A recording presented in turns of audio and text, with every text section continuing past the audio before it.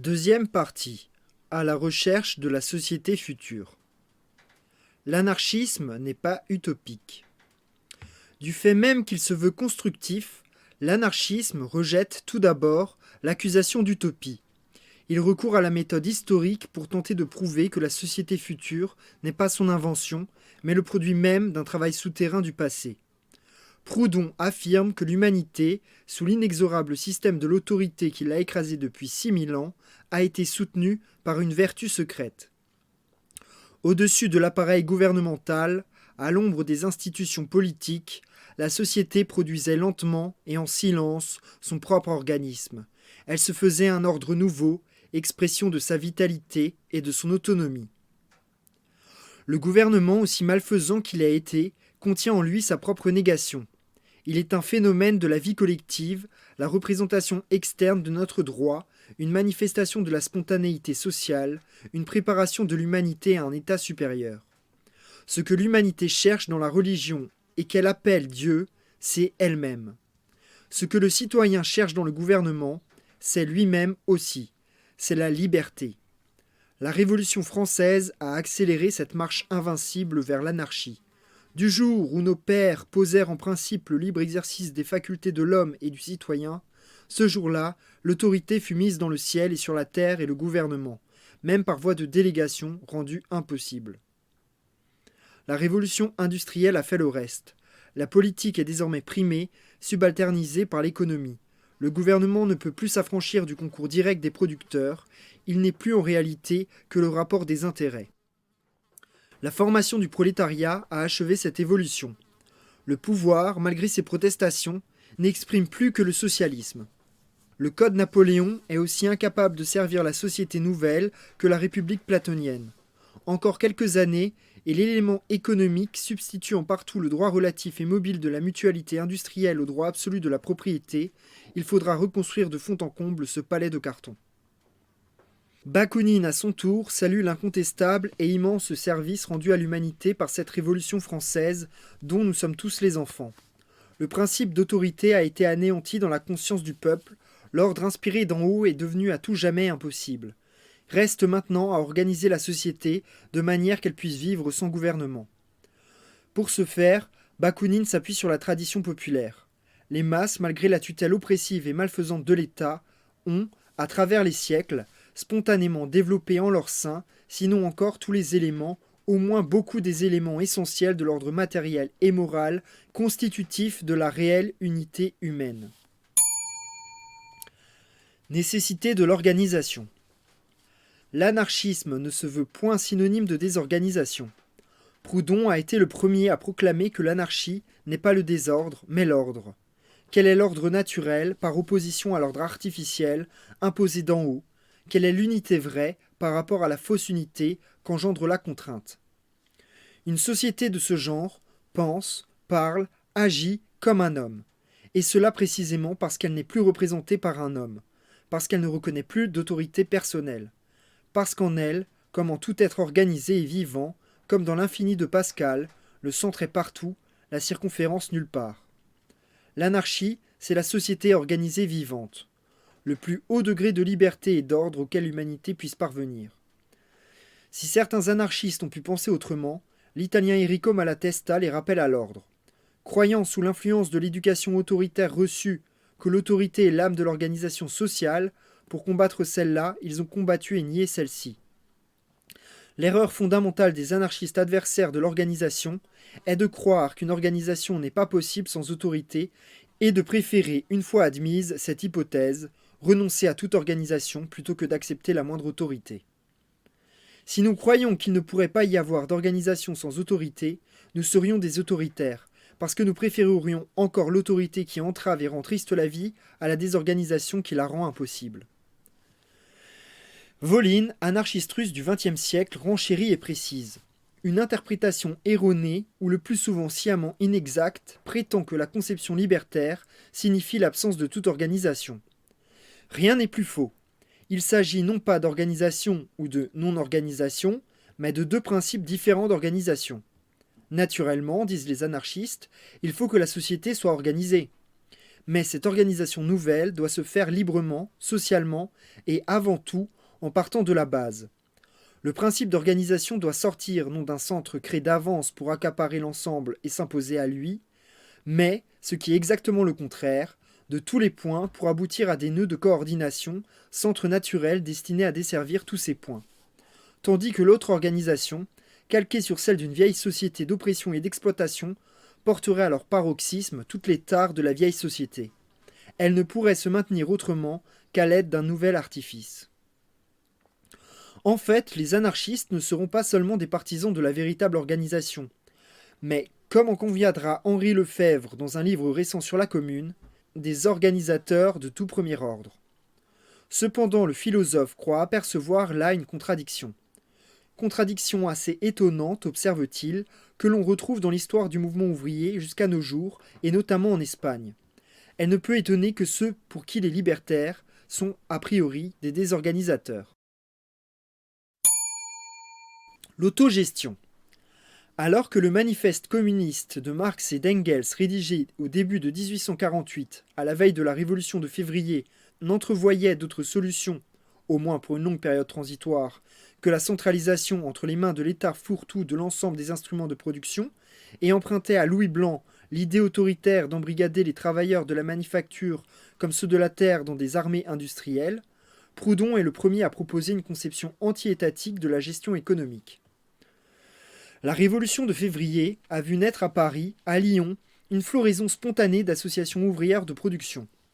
Cette autogestion naissante est pour le Proudhon de 1848 beaucoup plus que la révolution politique, le fait révolutionnaire.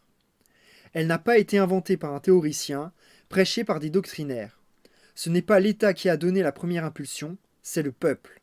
Et Proudhon presse les travailleurs de s'organiser pareillement sur tous les points de la République, d'attirer à eux d'abord la petite propriété, le petit commerce et la petite industrie, puis la grande propriété et les grandes entreprises, puis les exploitations les plus vastes, mines, canaux, chemins de fer, etc., et ainsi de devenir maître de tout. On a tendance aujourd'hui à ne retenir de Proudhon que ses velléités naïves, certes, anti-économiques sans aucun doute, de faire survivre la petite entreprise artisanale et commerciale. Mais sa pensée est ambivalente sur ce point. Proudhon était une contradiction vivante. Il fustigeait la propriété, source d'injustice et d'exploitation, et il n'avait un faible pour elle que dans la mesure où il croyait voir en elle un gage d'indépendance personnelle. Au surplus, on a trop souvent tendance à confondre Proudhon avec la petite coterie soi-disant proudhonienne, qui, au dire de Bakounine, s'était formée autour de lui et dans les dernières années de sa vie. Cette coterie, passablement réactionnaire, était morte-née. Elle tenta vainement dans la Première Internationale d'opposer la propriété privée des moyens de production au collectivisme. Et si elle ne fit pas long feu, ce fut surtout parce que la majorité de ses adeptes, aisément convaincus par les arguments de Bakounine, ne tarda pas à abandonner ses conceptions soi-disant proudhoniennes pour le collectivisme. D'ailleurs, le dernier carré des mutuellistes, comme il s'intitulait, ne rejetait que partiellement la propriété collective. Il ne la combattait que dans l'agriculture, eu égard à l'individualisme du paysan français. Mais il l'acceptait dans les transports et en matière d'autogestion industrielle, il réclamait la chose tout en repoussant le nom. S'ils avaient si peur du nom, c'était surtout parce que le front unique temporaire formé contre eux par les collectivistes disciples de Bakounine et certains marxistes autoritaires, partisans à peine déguisés de la gestion étatique de l'économie, n'était pas là pour les rassurer. En fait, Proudhon marche avec son temps. Il comprend qu'il est impossible de revenir en arrière. Il est assez réaliste pour apercevoir, comme il le confie dans ses carnets, que la petite industrie est aussi sotte chose que la petite culture. Pour la grande industrie moderne, exigeant une importante main-d'œuvre, une mécanisation poussée, il est délibérément collectiviste. La grande industrie et la grande culture, il faut à l'avenir les faire naître de l'association. Nous n'avons pas le choix, tranche-t-il. Et il s'indigne qu'on ait osé le prétendre adversaire du progrès technique. Mais son collectivisme rejette tout aussi catégoriquement l'étatisme. La propriété doit être abolie. Quant à la communauté, au sens que lui donne le communisme autoritaire, elle est l'oppression et servitude. Proudhon recherche donc une combinaison de la communauté et de la propriété. C'est l'association. Les instruments de production et d'échange ne doivent être gérés ni par les compagnies capitalistes ni par l'État. étant aux ouvriers qu'ils occupent ce que la ruche est aux abeilles, leur gestion est à confier à des associations ouvrières. Ainsi, seulement, les forces collectives cesseraient d'être aliénées au profit de quelques exploitants. Nous, producteurs associés ou en voie d'association, écrit Proudhon dans un style de manifeste, nous n'avons pas besoin de l'État. L'exploitation par l'État, c'est toujours de la monarchie, toujours du salariat. Nous ne voulons pas plus du gouvernement de l'homme par l'homme que de l'exploitation de l'homme par l'homme. Le socialisme est le contraire du gouvernementalisme. Nous voulons que ces associations soient le premier noyau de cette vaste fédération de compagnies et de sociétés réunies dans le commun lien de la République démocratique et sociale. Entrant dans les détails de l'autogestion ouvrière, Proudhon en énumère avec précision les données essentielles. Tout individu associé a un droit indivis dans l'actif de la compagnie. Chaque ouvrier doit assumer sa part des corvées répugnantes et pénibles. Il doit parcourir une série de travaux et de connaissances, de grades et d'emplois qui lui assurent une formation encyclopédique. Proudhon tient absolument à faire parcourir à l'ouvrier la série entière des opérations de l'industrie à laquelle il est attaché. Les fonctions sont électives et les règlements soumis à l'approbation des associés. Les rémunérations sont proportionnées à la nature de la fonction, à l'importance du talent, à l'étendue de la responsabilité. Tout associé participe aux bénéfices dans la proportion de ses services. Chacun est libre de quitter à volonté l'association, de faire régler son temps et liquider ses droits. Les travailleurs associés choisissent leurs conducteurs, leurs ingénieurs, leurs architectes, leurs comptables. Proudhon insiste sur le fait que le prolétariat manque encore de techniciens, d'où nécessité d'associer à l'autogestion ouvrière des notabilités industrielles et commerciales qui initieraient les ouvriers à la discipline des affaires et seraient rémunérés par un traitement fixe. Il y a de la place pour tout le monde au soleil de la Révolution. Cette conception libertaire de l'autogestion est aux antipodes de l'autogestion paternaliste et étatique telle que l'a esquissée Louis Blanc dans un projet de décret du 15 septembre 1849. L'auteur de L'organisation du travail veut, lui, créer des associations ouvrières sous l'égide de l'État, commanditées par l'État. Il prévoit pour elles une répartition autoritaire des bénéfices ainsi ventilés. 25% à un fonds d'amortissement du capital, 25% à un fonds de secours social, 25% à un fonds de réserve et 25% à partager entre les travailleurs. Proudhon ne veut rien entendre à une autogestion de ce type. Pour lui, les travailleurs associés ne doivent pas se soumettre à l'État, mais être l'État lui-même. L'association peut tout faire, tout réformer sans assistance du pouvoir, envahir et se soumettre le pouvoir lui-même. Proudhon veut marcher au gouvernement par l'association, non à l'association par le gouvernement. Et il met en garde contre l'illusion que l'État, tel que le rêvent les socialistes autoritaires, pourrait tolérer une autogestion libre. Comment, en effet, supporterait-il à côté d'un pouvoir centralisé la formation de foyers ennemis ? Proudhon lance prophétiquement cette mise en garde. Rien n'est faisable par l'initiative, par la spontanéité, par l'action indépendante des individus et des collectivités, tant qu'elles seront en présence de cette force colossale dont l'État est investi par la centralisation. Il convient de faire remarquer ici que c'est la conception libertaire et non la conception étatique de l'autogestion qui prévaudra dans les congrès de la Première Internationale. Au congrès de Lausanne, en 1867, le rapporteur, le Belge César de Pep, ayant proposé de rendre l'État propriétaire des entreprises à nationaliser, Charles Longuet, alors libertaire, déclare « D'accord, à la condition qu'il soit bien entendu que nous définissions l'État, la collectivité des citoyens, aussi que ces services ne seront pas administrés par des fonctionnaires de l'État, mais par des compagnies ouvrières. » Le débat reprend l'année suivante, 1868, au congrès de Bruxelles, et le même rapporteur, cette fois, prend soin d'apporter la précision réclamée. La propriété collective appartiendrait à la société entière, mais elle serait concédée à des associations de travailleurs. L'État ne serait plus que la fédération des divers groupes de travailleurs. La proposition ainsi clarifiée est adoptée. Cependant, l'optimisme dont Proudhon avait fait preuve en 1848 à l'égard de l'autogestion devait être démenti par la leçon des faits. Quelques années plus tard, en 1857, il soumit les associations ouvrières existantes à une sévère critique. Leur inspiration a été naïve, illusoire, utopique.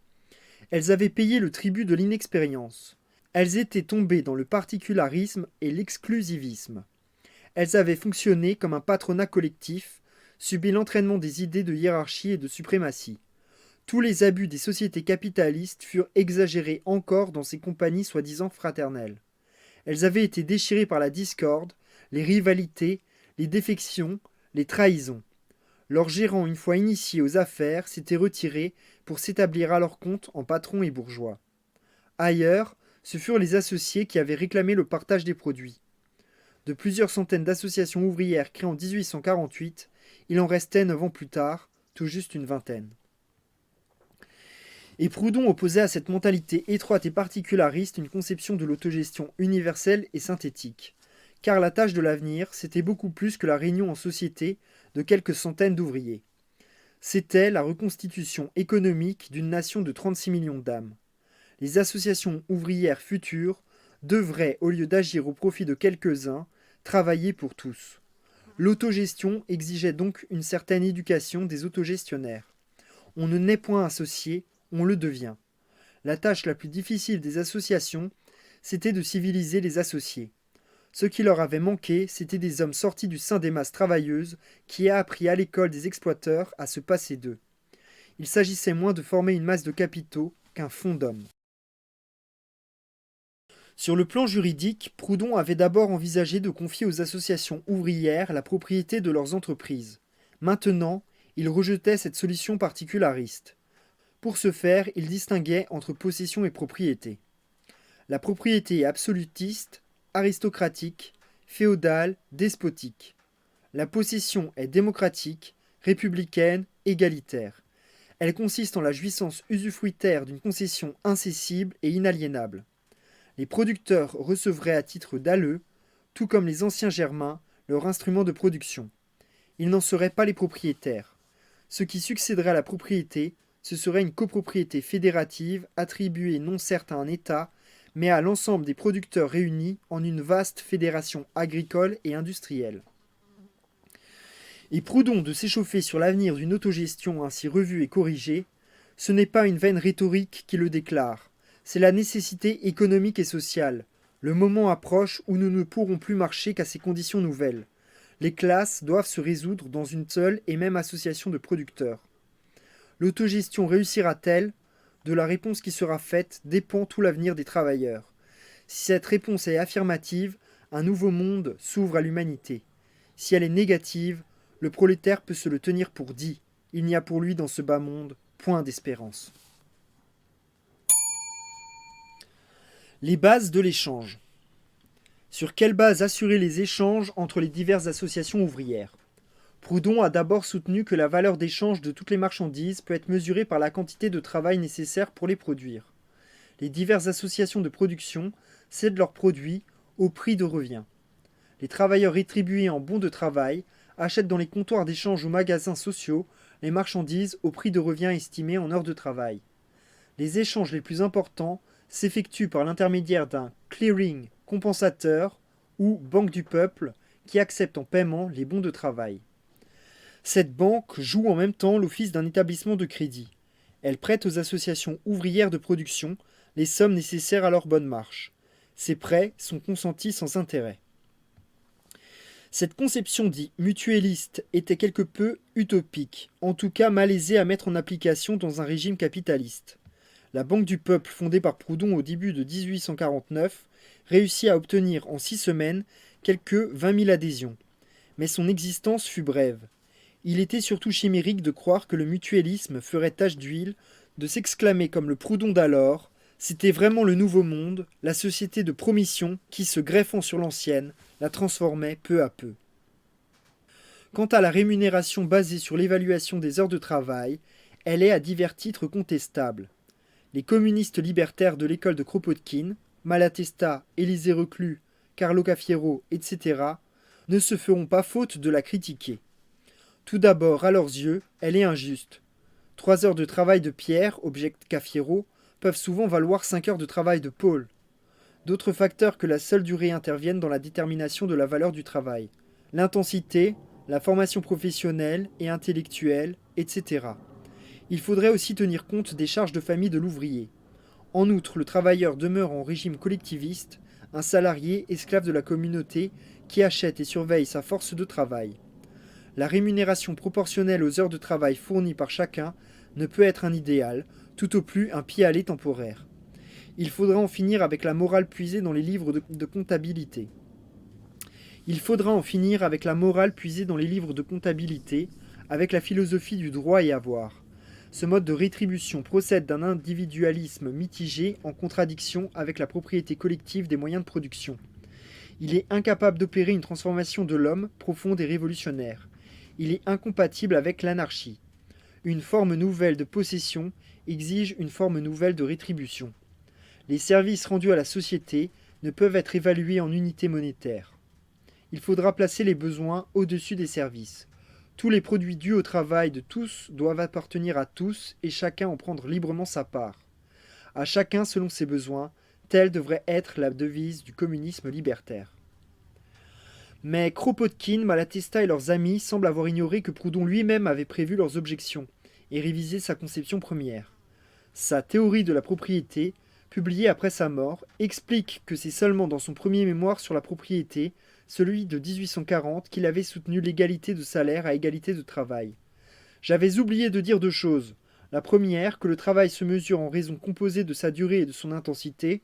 La seconde, qu'il ne faut pas comprendre dans le salaire du travailleur, ni l'amortissement de ses frais d'éducation et du travail qu'il a fait sur lui-même comme apprenti non payé, ni la prime d'assurance contre les risques qu'il court, et qui sont loin d'être les mêmes dans chaque profession.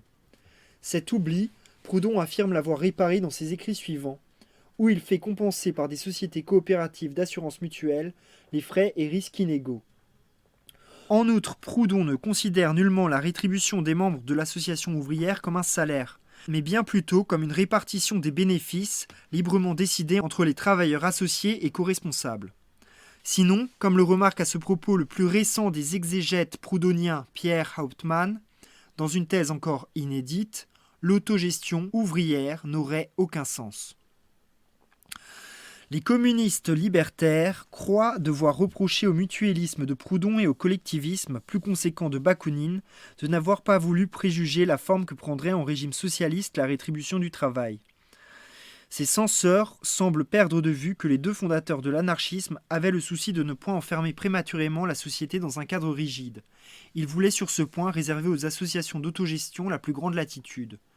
Mais la justification de cette souplesse, de ce refus des solutions précipitées, les communistes libertaires la fourniront eux-mêmes à l'encontre de leur impatiente anticipation, lorsqu'ils souligneront que, dans le régime idéal de leur choix, le travail produirait beaucoup plus qu'il ne faut pour tous. Ce n'est en effet que lorsque s'ouvrirait l'ère de l'abondance que les normes bourgeoises de rémunération pourraient faire place à des normes spécifiquement communistes. Mais pas avant. Rédigeant en 1884 le programme d'une internationale anarchiste, encore dans les limbes, Malatesta conviendra que le communisme n'est immédiatement réalisable que dans les secteurs très restreints et que pour le reste, il faudra accepter à titre transitoire le collectivisme.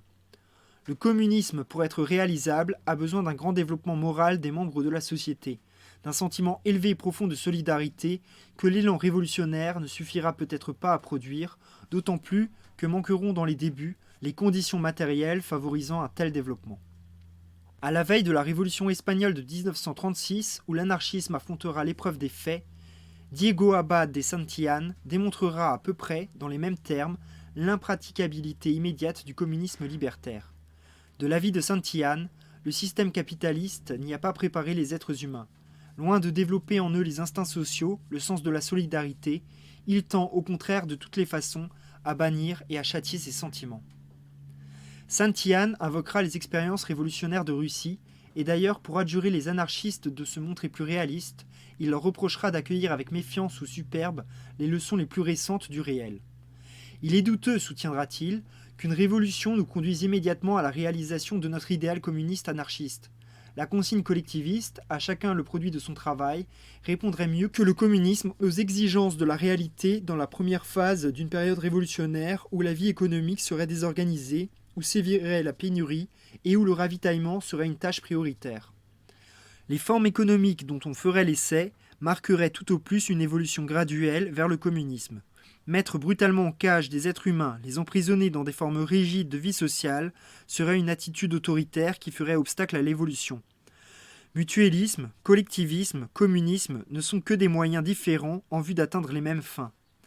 Revenant au sage empirisme recommandé par Proudhon et Bakounine, Saint-Yann réclamera pour la révolution espagnole à venir le droit à la libre expérimentation. Dans chaque localité, dans chaque milieu, sera résolu le degré de communisme, de collectivisme ou de mutualisme qui pourra être atteint. En fait, comme on le verra plus loin, l'expérience des collectivités espagnoles de 1936 fera ressortir les difficultés d'application prématurée d'un communisme intégral. La concurrence. Parmi les normes héritées de l'économie bourgeoise, il en est une dont le maintien en économie collectiviste ou autogestionnaire soulève d'épineux problèmes, à savoir la concurrence. Elle est pour Proudhon l'expression de la spontanéité sociale, le gage de la liberté des associations. En outre, elle constitue pour longtemps encore un stimulant irremplaçable sans lequel une immense relâche succéderait à la tension ardente de l'industrie.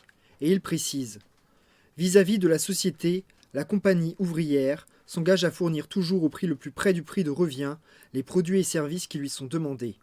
La compagnie ouvrière s'interdit à toute coalition monopolistique, se soumet à la loi de la concurrence, tient ses livres et ses archives à la disposition de la société qui conserve à son égard, comme sanction de son droit de contrôle, la faculté de la dissoudre. La concurrence et l'association s'appuient l'une sur l'autre. La plus déplorable erreur du socialisme est de l'avoir regardée, la concurrence, comme le renversement de la société. Il ne saurait être question de détruire la concurrence. Il s'agit d'en trouver l'équilibre, je dirais volontiers la police. Cet attachement au principe de la concurrence valut à Proudhon les sarcasmes de Louis Blanc. Nous ne saurions comprendre ceux qui ont imaginé je ne sais quel mystérieux accouplement de deux principes opposés. Greffer l'association sur la concurrence est une pauvre idée. C'est remplacer les eunuques par les hermaphrodites. Louis Blanc voudrait, lui, arriver à un prix uniforme fixé par l'État et empêcher toute concurrence entre les ateliers d'une même industrie. Proudhon lui rétorque que le prix ne se règle que par la concurrence, c'est-à-dire par la faculté que le consommateur trouve de se passer des services de celui qui les surfait. Ôter la concurrence, la société, privée de toute force motrice, s'arrête comme une pendule dont le ressort est détendu. Proudhon, certes, ne se dissimule pas les méfaits de la concurrence, qu'il a au surplus surabondamment décrits dans son traité d'économie politique. Il sait qu'elle est source d'inégalités. Il admet que dans la concurrence, la victoire est assurée au plus gros bataillon, tant qu'elle est anarchique, dans le sens péjoratif du terme, qu'elle ne s'exerce qu'au profit d'intérêts privés, elle engendre nécessairement la guerre civile et en fin de compte l'oligarchie. La concurrence tue la concurrence. Mais de l'avis de Proudhon, l'absence de concurrence ne serait pas moins pernicieuse. Il cite l'exemple de la régie des tabacs. Ce monopole, du fait même qu'il est soustrait à la concurrence, est un service trop cher. Sa productivité est insuffisante. Si toutes les industries étaient soumises à un tel régime, la nation, dit-il, ne pourrait plus équilibrer ses recettes et ses dépenses. Mais la concurrence telle que la rêve Proudhon n'est pas la concurrence abandonnée à elle-même de l'économie capitaliste, mais une concurrence dotée d'un principe supérieur qui la socialise. Une concurrence qui voudrait opérer sur la base d'un échange loyal, dans un esprit de solidarité. Une concurrence qui, tout en sauvegardant l'initiative individuelle, ramènerait à la collectivité les richesses qu'actuellement l'appropriation capitaliste en détourne. De toute évidence, il y a dans cette conception une part d'utopie. La concurrence, l'économie dite de marché, produisent fatalement l'inégalité et l'exploitation, même si l'on partait d'une situation d'égalité parfaite. Elle ne saurait être accouplée à l'autogestion ouvrière qu'à titre transitoire, comme un moindre mal nécessaire en attendant 1. Qu'une mentalité de sincérité de l'échange, comme dit Proudhon, se soit développée chez les autogestionnaires, 2. Et surtout que la société est passée du stade de la pénurie à celui de l'abondance, à partir duquel la concurrence perdrait sa raison d'être. Mais c'est une période transitoire, il paraît souhaitable que la concurrence soit limitée, comme c'est le cas d'ailleurs aujourd'hui, en Yougoslavie, à la sphère des moyens de consommation, où elle a au moins l'avantage de défendre les intérêts du consommateur.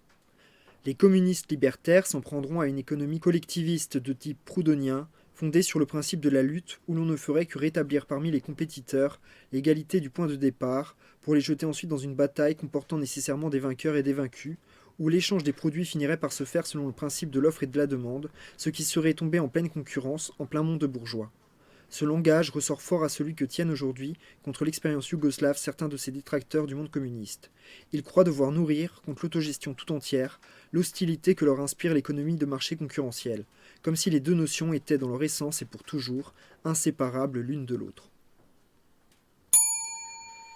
Unité et planification. Aperçoit que la gestion par les associations ouvrières ne peut être qu'unitaire.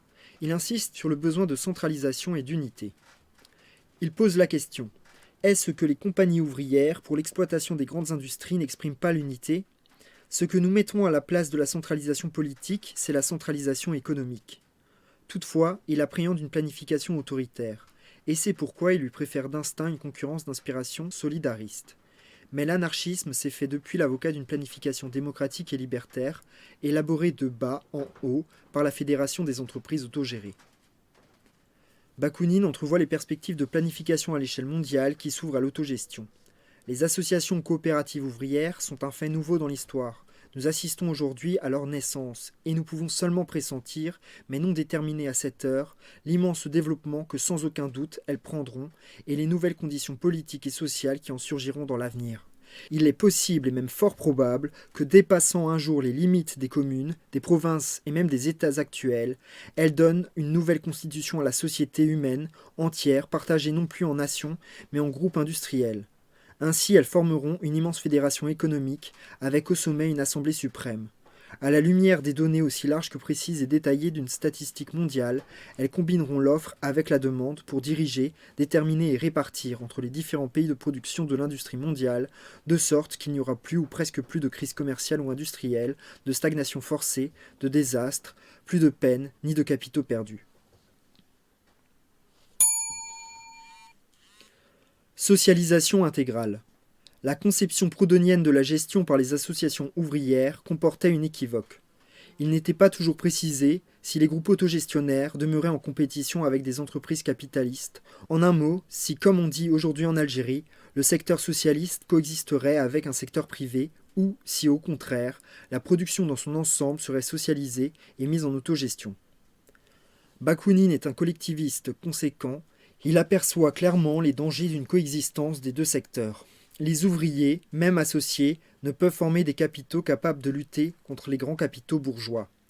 Et, d'autre part, le danger existe qu'au sein même des associations ouvrières ne surgisse par la contagion de l'environnement capitaliste une nouvelle classe d'exploiteurs des travaux du prolétariat.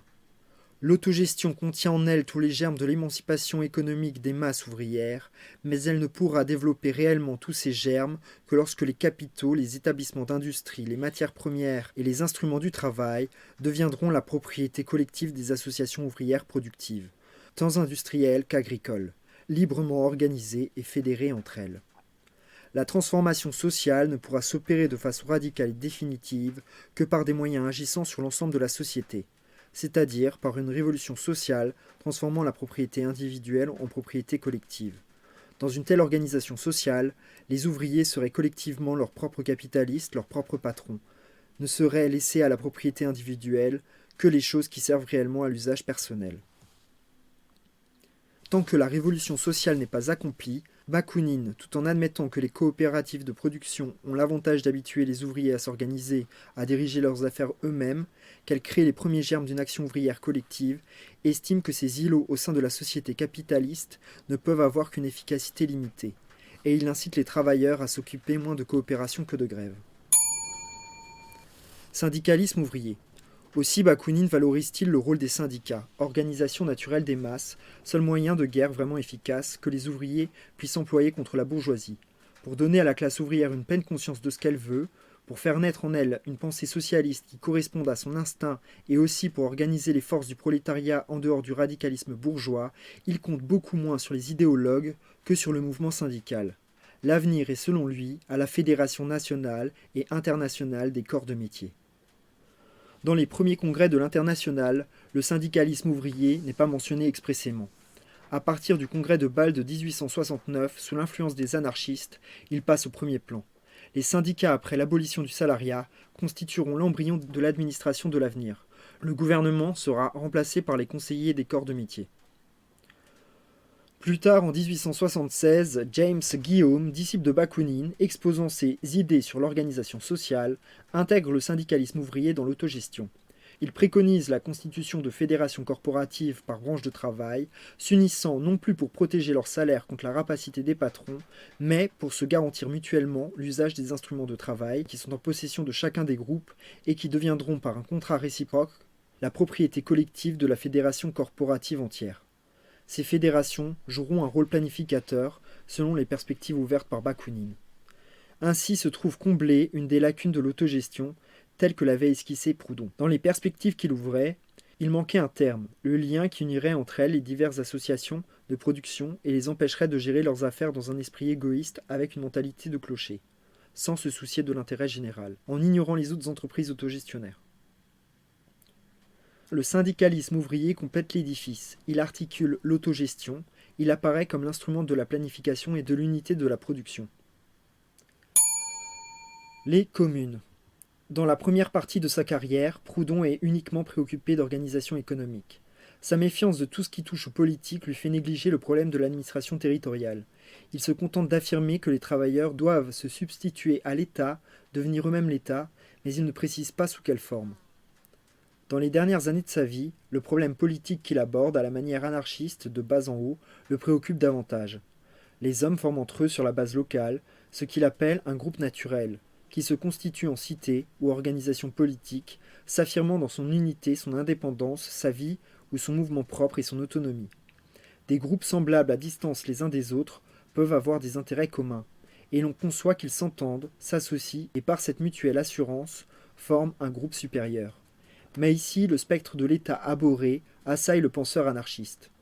Que jamais, au grand jamais, les groupes locaux, en s'unissant pour la garantie de leurs intérêts et le développement de leurs richesses, aillent jusqu'à s'abdiquer par une sorte d'immolation d'eux-mêmes devant ce nouveau Moloch.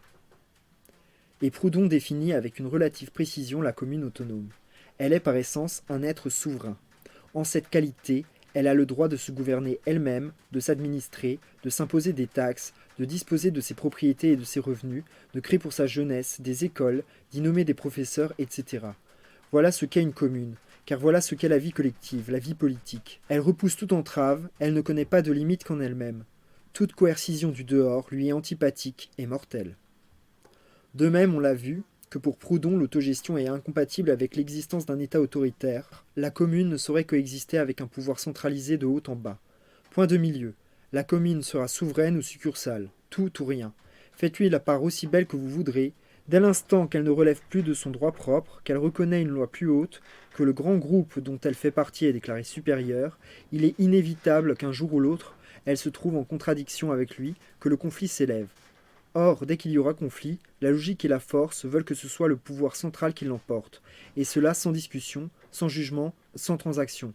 Le débat entre le supérieur et le subalterne étant inadmissible, scandaleux, absurde.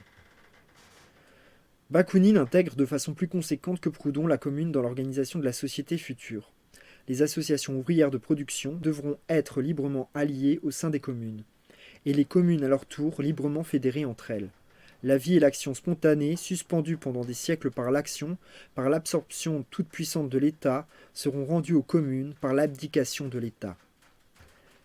Quels seront les rapports entre communes et le syndicalisme ouvrier? Le district de Courtelary, de la Fédération jurassienne, n'hésite pas à répondre en 1880. L'organe de cette vie locale sera la Fédération des corps de métier, et c'est cette fédération locale qui constituera la future commune. Pourtant, les rédacteurs de ce texte sont pris d'une hésitation et ils se posent la question. Sera-ce une assemblée générale de tous les habitants?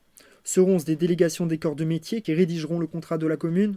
Pour conclure que les deux systèmes peuvent être envisagés, priorité à la commune ou au syndicat. Cette question départagera plus tard, notamment en Russie et en Espagne, les anarcho-communistes et les anarcho-syndicalistes. Pour Bakounine, la commune est l'instrument tout désigné de l'expropriation des instruments de travail au profit de l'autogestion. En compensation des biens confisqués, c'est elle qui, dans une première phase de la réorganisation sociale, donnera le strict nécessaire à tous les individus dépossédés, et de décrire avec une certaine précision son organisation interne. Elle sera administrée par un conseil, formé de délégués élus, investis de mandats impératifs, toujours responsables et toujours révocables. Le conseil communal pourra choisir dans son sein des comités exécutifs pour chaque branche de l'administration révolutionnaire de la commune. Cette répartition des responsabilités sur de nombreuses têtes présente l'avantage d'associer le plus grand nombre possible d'éléments de base à la gestion. Elle réduit les inconvénients d'un système de représentation où un petit groupe d'élus accaparerait toutes les tâches, tandis que la population demeurait plus ou moins passive au sein d'assemblées générales rarement convoquées.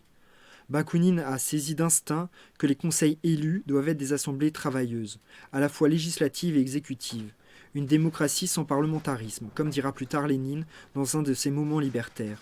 À son tour, le district de Courtelary explicite cette conception. Pour ne pas retomber dans les errements des administrations centralisées et bureaucratiques, nous pensons que les intérêts généraux de la commune ne doivent pas être administrés pour une seule et unique administration locale, mais par différentes commissions spéciales pour chaque branche d'activité. Ce procédé enlèverait aux administrations le caractère gouvernemental. Un sens aussi avisé des étapes nécessaires du développement historique manquera aux épigones de Bakounine. Dans les années 1880, ils chercheront querelle aux anarchistes collectivistes, critiquant le précédent de la commune parisienne de 1871. Kropotkin morigénera le peuple pour avoir appliqué encore une fois au sein de la commune le système représentatif, pour avoir abdiqué sa propre initiative entre les mains d'une assemblée de gens élus plus ou moins du hasard. Et il s'affligera de ce que certains réformateurs cherchent toujours à conserver coûte que coûte ce gouvernement par procuration. Selon lui, le régime représentatif a fait son temps. Il a été la domination organisée de la bourgeoisie et il doit disparaître avec elle.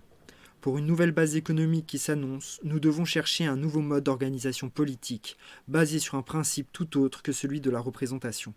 La société devra trouver sa forme de rapport politique. Ils devront être plus populaires que le gouvernement représentatif.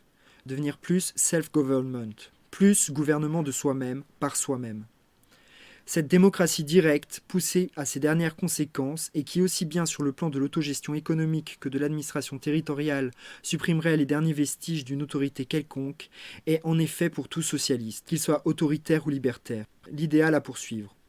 Cependant, la condition en est, de toute évidence, un stade d'évolution sociale où la totalité des travailleurs serait en possession de la science aussi bien que de la conscience, et, parallèlement, l'effacement du règne de la pénurie devant celui de l'abondance. Dès 1880, le district de Courtelary annonçait bien avant Lénine, la pratique plus ou moins démocratique du suffrage universel perdra de plus en plus son importance dans une société organisée scientifiquement, mais pas avant. Un mot litigieux, l'État. Le lecteur sait déjà que les anarchistes se refusaient à employer, même à titre transitoire, le mot État. Sur ce point, le fossé n'a pas toujours été infranchissable entre autoritaires et libertaires. Dans la première internationale, il arriva aux collectivistes, dont Bakounine était le porte-parole, d'admettre comme synonyme de l'expression collectivité sociale celui d'État régénéré, d'État révolutionnaire et nouveau, voire d'État socialiste. Mais assez vite, les anarchistes s'aperçurent qu'il n'était pas sans danger pour eux d'employer le même mot que les autoritaires, tout en lui donnant un sens fort différent. Ils estimèrent qu'à une conception nouvelle, il fallait un mot nouveau, et que l'emploi de l'ancien pouvait amener de dangereux équivoques. En conséquence, ils cessèrent de désigner sous le nom d'État la collectivité sociale de l'avenir. De leur côté, les marxistes, anxieux d'obtenir le concours des anarchistes pour faire triompher dans l'international le principe de la propriété collective contre le dernier carré réactionnaire des individualistes post-proudhoniens, se montrèrent prêts à des concessions de vocabulaire. Ils acceptèrent du bout des lèvres le substitut proposé par les anarchistes au mot État, celui de fédération ou de solidarisation des communes. C'est dans le même esprit que quelques années plus tard, Engels, chapitrant son ami et son compatriote, Auguste Bebel, au sujet du programme de Gotha de la social-démocratie allemande, croira expédient de lui proposer de remplacer partout l'expression État par Gemeinwesen, un bon vieux mot allemand dont le sens équivaut à celui du mot commune en français. Au congrès de Bâle, en 1869, les anarchistes collectivistes et les marxistes avaient décidé d'un commun accord que la propriété, une fois socialisée, devait être exploitée par les communes solidarisées. Bakounine, dans un discours, mit les points sur les i. Je vote pour la collectivité du sol en particulier et en général de toute la richesse sociale dans le sens de la liquidation sociale. J'entends par liquidation sociale l'expropriation en droit de tous les propriétaires actuels, par l'abolition de l'état politique et juridique qui est la sanction et la seule garantie de la propriété actuelle. Quant à l'organisation postérieure, je conclus à la solidarisation des communes, d'autant plus volontiers que cette solidarisation implique l'organisation de la société de bas en haut. Comment gérer les services publics ? Le compromis intervenu était loin de dissiper les équivoques, d'autant plus qu'au même congrès de Bâle, des délégués socialistes autoritaires ne s'étaient pas gênés pour vanter la gestion de l'économie par l'État. Par la suite, le problème se releva, particulièrement épineux, lorsque fut abordée la gestion des grands services publics tels que les chemins de fer, les postes, etc. À ce moment, la scission avait été consommée dans l'Internationale au congrès de la Haye de 1872 entre partisans de Bakounine et partisans de Marx. Ce fut donc au sein de l'Internationale, dite improprement anti-autoritaire, qui avait survécu à la scission, que la question des services publics fut mise en discussion. Elle ne manqua pas de susciter de nouveaux désaccords entre les anarchistes et ceux des socialistes plus ou moins étatiques qui, se solidarisant de Marx, avaient tenu à demeurer avec eux dans l'Internationale. Ces services publics, du fait même qu'ils sont d'intérêt national, ne sauraient de toute évidence être gérés ni par les seules associations ouvrières, ni par les seules communes. Proudhon avait déjà tenté de résoudre la difficulté en équilibrant la gestion ouvrière par une initiative publique trop vaguement explicitée. Qui donc administrait les services publics ? La Fédération des communes répondait les libertaires. L'État était tenté de répondre les autoritaires. Au congrès de Bruxelles de l'Internationale en 1874, le socialiste belge César de Pep tenta un compromis entre les deux thèses en présence. À la commune seraient répartis les services publics locaux, sous la direction de l'administration locale, elle-même nommée par les syndicats ouvriers. Quant aux services publics plus étendus, ils seraient gérés tantôt par une administration régionale, elle-même nommée par la Fédération des communes et fonctionnant sous le contrôle d'une chambre régionale du travail, tantôt, dans les cas des grandes entreprises nationales, par l'État ouvrier, c'est-à-dire l'État basé sur le groupement des libres communes ouvrières. Mais cette définition ambiguë parut suspecte aux anarchistes. De Pep ne voulut voir dans cette méfiance qu'un malentendu. Peut-être ne s'agissait-il après tout que d'une querelle de mots. S'il en était ainsi, il laisserait volontiers le mot de côté tout en conservant et même en étendant la chose sous le couvert plus agréable d'une autre dénomination quelconque. Mais la plupart des libertaires crurent apercevoir que le rapport bruxellois aboutissait à la reconstitution de l'État. À leurs yeux, la logique des choses devait fatalement conduire l'État ouvrier à être un État autoritaire. Et s'il ne s'agissait vraiment que d'une querelle de mots, ils ne voyaient pas pourquoi ils auraient à baptiser la nouvelle société sans gouvernement du nom même qui avait servi à désigner l'organisation abolie. À un congrès ultérieur, à Berne en 1876, Malatesta admit que les services publics avaient besoin d'une organisation unique et centralisée, mais il se refusa à les faire administrer d'en haut par un État. Ces contradicteurs lui paraissaient confondre l'État avec la société, corps organique vivant. L'année suivante, en 1877, au Congrès universel socialiste de Gand, César de Pep admit que le fameux État ouvrier ou État populaire pourrait effectivement pendant un certain temps n'être qu'un État de salariés. Mais ce ne devait être qu'une phase transitoire imposée par les circonstances, au-delà de laquelle l'importun quidam ne manquerait pas de se dessaisir des instruments de travail pour les remettre aux associations ouvrières. Cette perspective aussi lointaine que problématique n'amadoua pas les anarchistes. Ce que l'État avait pris, il ne le rendrait jamais. Fédéralisme. En résumé, la société future libertaire devait être dotée d'une double structure, économique, la Fédération des associations ouvrières d'autogestion, administrative, la Fédération des communes. Restait à couronner, en même temps qu'à articuler, l'édifice d'une conception d'envergure, susceptible d'être étendue au monde entier. Le fédéralisme. Au fur et à mesure que mûrit la pensée de Proudhon, l'idée fédéraliste s'y dégage et y prévaut. Un de ses derniers ouvrages porte pour titre du principe fédératif, et l'on sait déjà qu'à la fin de sa vie, il ne se déclarait plus volontiers fédéraliste qu'anarchiste. Nous ne vivons plus à l'âge des petites cités antiques, qui d'ailleurs, même en leur temps, s'unirent parfois entre elles par un lien fédératif. Le problème moderne, c'est l'administration des grands pays. Si l'étendue de l'État, observe Proudhon, ne devait jamais dépasser celle d'une cité ou commune, je laisserais chacun en juger à sa guise et tout serait dit. Mais n'oublions pas qu'il s'agit de vastes agglomérations de territoires, où les villes, bourgs et hameaux se comptent par millions. Pas question de fragmenter la société en microcosmes. L'unité est indispensable. Mais les autoritaires ont la prétention de régir ces groupes locaux selon les lois de la conquête, ce que je déclare, leur objecte Proudhon, en vertu de la loi même d'unité absolument impossible. Tous ces groupes sont des organismes indestructibles qui ne peuvent plus se dépouiller de leurs indépendances souveraines que le membre de la cité ne peut par la qualité de citoyen perdre ses prérogatives d'homme libre. Tout ce que l'on obtiendrait serait de créer un antagonisme irréconciliable entre la souveraineté générale et chacune des souverainetés particulières, d'élever autorité contre autorité. En un mot, tandis que l'on imagine développer l'unité, d'organiser la division. Dans un tel système d'absorption unitaire, les cités ou groupes naturels seraient toujours condamnés à s'effacer au sein de l'agglomération supérieure qu'on peut appeler artificielle. La centralisation qui consiste à retenir dans l'indivision gouvernementale des groupes que la nature a fait autonomes, telle est pour la société moderne la vraie tyrannie. C'est un système d'impérialisme, de communisme, d'absolutisme, tonne Proudhon, qui ajoute dans un de ces amalgames dont il a le secret, tous ces mots sont synonymes. En revanche, l'unité véritable, la centralisation véritable, serait indestructible si un lien de droit, un contrat de mutualité, un pacte de fédération était conclu entre les diverses unités territoriales. Ce qui fait la centralisation d'une société d'hommes libres, c'est le contrat. L'unité sociale est le produit de la libre adhésion des citoyens. Il faut, pour qu'une nation se manifeste dans son unité, que cette unité soit centralisée dans toutes ses fonctions et facultés. Il faut que la centralisation s'effectue de bas en haut, de la circonférence au centre, et que toutes les fonctions soient indépendantes et se gouvernent chacune par elles-mêmes. Vous avez une centralisation d'autant plus forte que vous en multipliez davantage les foyers. Le système fédératif est l'opposé de la centralisation gouvernementale. L'autorité et la liberté, ces deux principes en lutte perpétuelle, sont condamnés à transiger l'un avec l'autre. La fédération résout toutes les difficultés que soulève l'accord de la liberté et de l'autorité. La Révolution française a fondé les prémices d'un ordre nouveau, dont son héritière, la classe ouvrière, possède le secret. Cet ordre nouveau, le voici: réunir tous les peuples en une confédération des confédérations. L'expression n'est pas employée au hasard. Une confédération universelle serait trop vaste. Il faut fédérer entre eux de grands ensembles.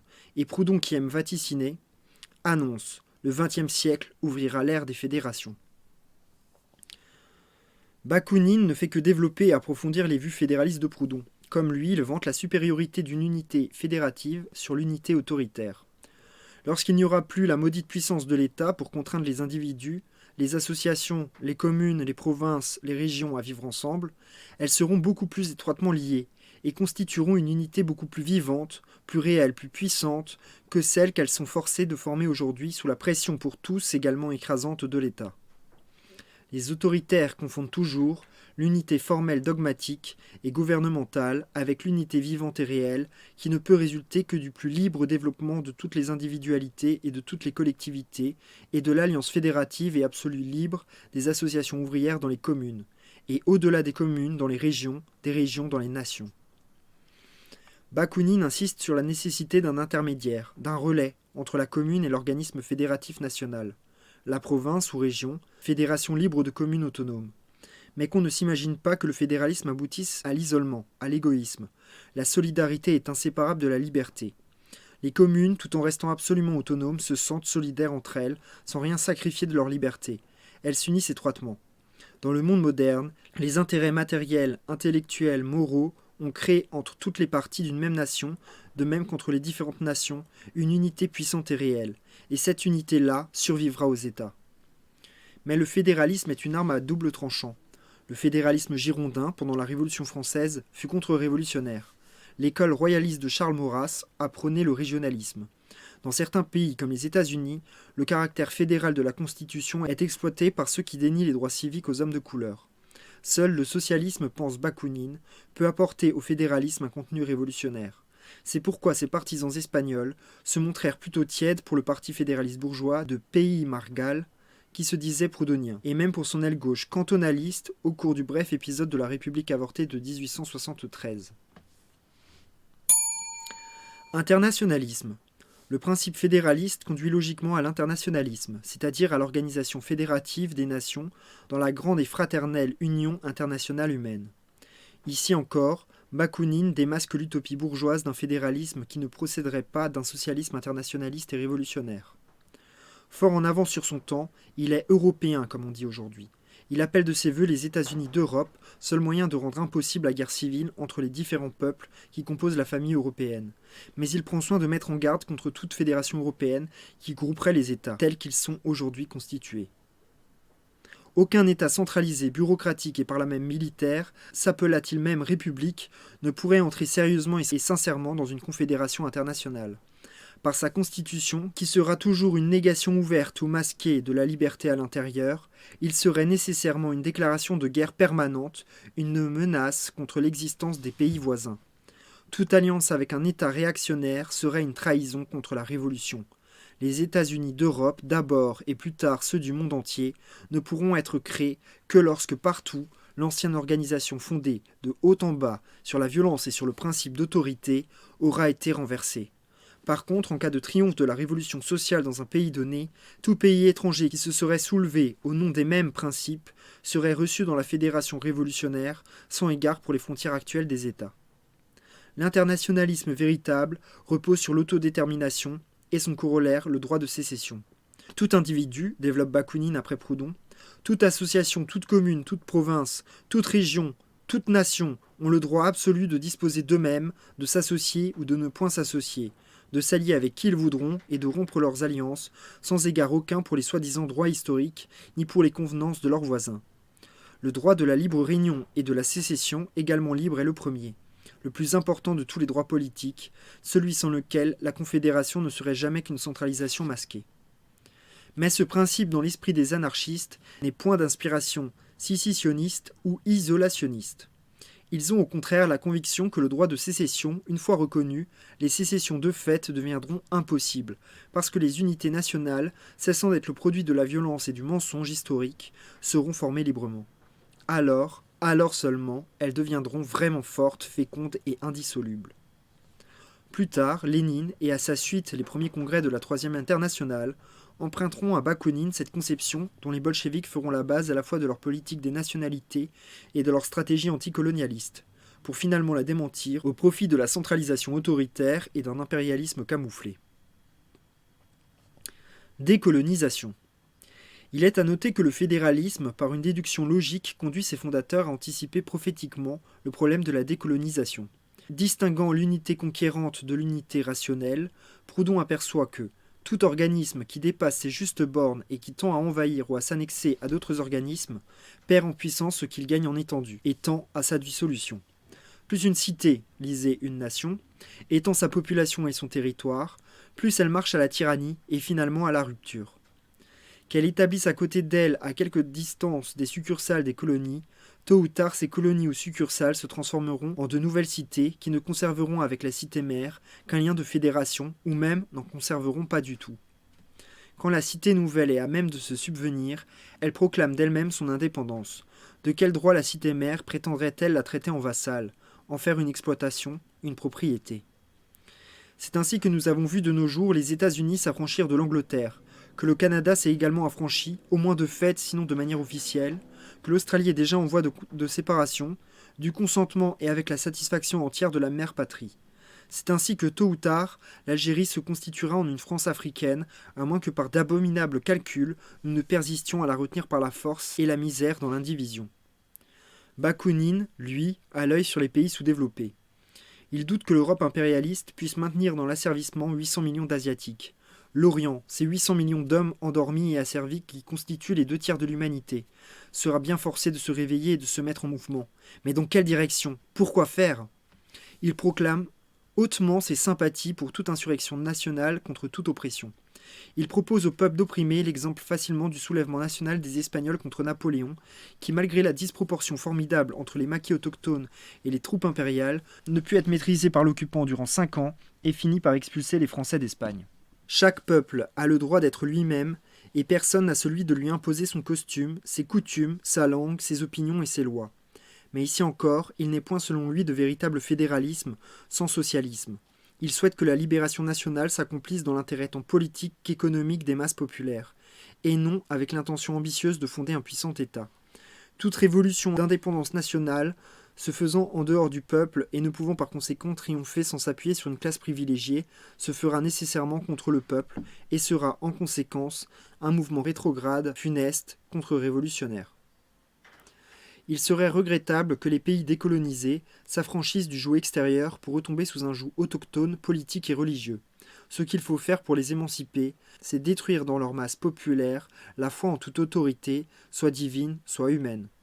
La question nationale s'efface historiquement devant la question sociale. Il n'y a de salut que dans la révolution sociale. Le succès d'une révolution nationale isolée est impossible. La révolution sociale devient nécessairement une révolution mondiale. Au-delà de la décolonisation, Bakounine entrevoit une fédération internationale de plus en plus extensive des peuples révolutionnaires. L'avenir appartient en première ligne à la constitution de l'internationalité européano-américaine. Plus tard, beaucoup plus tard, cette grande nation européano-américaine se confondra organiquement avec les agglomérations asiatiques et africaines. Nous voici projetés au terme de cette analyse en plein XXe siècle.